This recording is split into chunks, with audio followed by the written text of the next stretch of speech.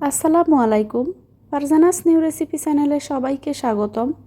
একটি মাত্র ডিম আর কলা দিয়ে খুবই সহজ একটি বিকেলের নাস্তার রেসিপি শেয়ার করব।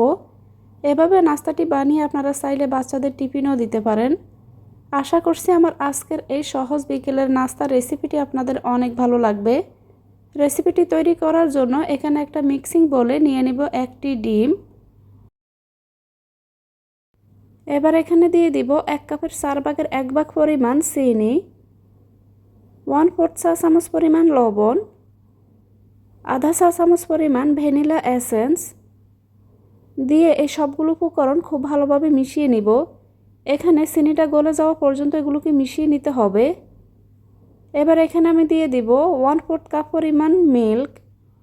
আবার এগুলোকে একটু মিশিয়ে নিচ্ছি। এবার এখানে আমি নিয়ে নেব ময়দা। তো এখানে ময়দাটাকে আমি সেলে নেব। তো এখানে 1 কাপ ময়দা নিয়েছি। ময়দাটাকে আমি একেবারে না দিয়ে প্রথমে আধা কাপের মতো দিয়ে দিলাম। দিয়ে এগুলোকে আমি সেলে নিচ্ছি, এতে করে এই ব্যাটারটি অনেক বেশি স্মুথ হবে। ময়দাটা এখানে ব্যাটারের সাথে খুব সুন্দর মতো মিশে যাবে। তো এখানে আমি আধা কাপ পরিমাণ ময়দা দিয়ে খুব ভালোভাবে মিশিয়ে নিচ্ছি। মিশিয়ে নেওয়ার পর বাকি যে আধা কাপ রয়ে গিয়েছে সেগুলোকে এখানে দিয়ে দিব। তো এখানে এই ময়দাটাকে আমি সেলে নিব। এবার এখানে দিয়ে দিব 1/4 কাপ পরিমাণ রান্নার তেল। আবারও এই সবগুলো উপকরণ একটু মিশিয়ে নিচ্ছি। হাতের কাছে থাকা অল্প উপকরণ দিয়েই আজকের এই রেসিপিটি তৈরি করছি। খুব সহজেই কিন্তু আপনারা রেসিপিটি বাসায় বানিয়ে নিতে পারবেন। এ পর্যায়ে দিয়ে দিলাম এখানে 1 চা চামচ পরিমাণ বেকিং পাউডার দিয়ে খুব ভালোভাবে ব্যাটারের সাথে মিশিয়ে নিব। তো এখানে ব্যাটারটি আমার বানানো হয়ে গেছে। তো এখানে আমি এরকম পাতলা একটি ব্যাটার তৈরি করে নিয়েছি। ব্যাটারের কনসিস্টেন্সিটা দেখে এখানে বুঝতে পারছেন ব্যাটারটা কীরকম করে তৈরি করে নিতে হবে। ব্যাটারটাকে একটা সাইডে রেখে এখানে চুলে একটা ফ্রাই প্যান বসিয়ে দিয়ে দিব 1.5 টেবিল চামচ পরিমাণ চিনি। তো চিনিটাকে এক জায়গায় না দিয়ে এভাবে ছড়িয়ে দিব। এবার এখানে আমি চুলার আঁচটা অন করে দিব। চুলার আঁচটা মিডিয়াম টু লো হিটে রেখে আমি একটি ক্যারামেল তৈরি করে নিব।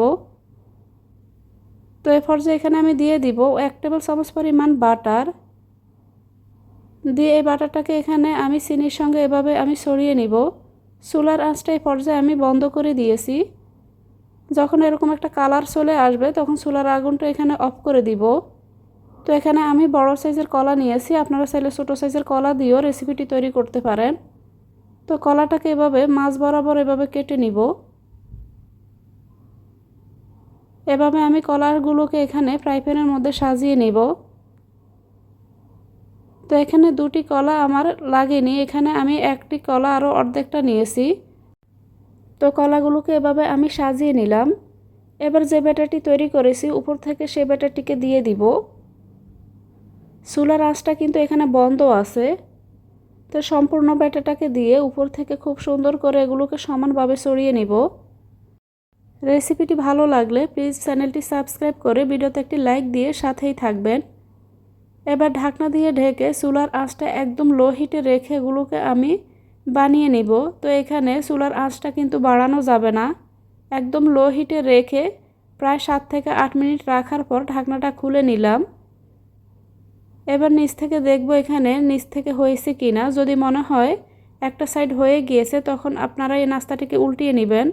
তো উল্টানোর সুবিধার্থে এখানে আমি একটি প্লেট নিয়েছি।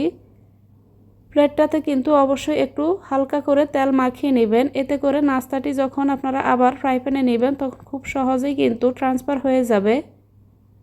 তো ফ্রাই প্যানটা কিন্তু আমি এই পর্যায়ে মুছে নেইনি, যেহেতু এখানে ক্যারামেল আছে তাই আমি এগুলোকে এভাবে রেখে আমি নাস্তাটিকে আবারও কড়াইয়ের মধ্যে নিয়ে নিলাম। এবার আবারও ঢাকনা দিয়ে ঢেকে 5 থেকে 6 মিনিটের মতো অপেক্ষা করব। তো এখানে আমি আবারও ঢাকনাটা খুলে নিলাম। এবার এই নাস্তাটিকে আমি প্লেটে নিয়ে নিচ্ছি। নাস্তাটি আমার বানানো হয়ে গেছে, দেখতে পাচ্ছেন কতটা লোভনীয় হয়েছে। আশা করছি আমার আজকের এই সহজ বিকেলের নাস্তার রেসিপি আপনাদের অনেক ভালো লেগেছে। সবাইকে ধন্যবাদ রেসিপিটি দেখার জন্য।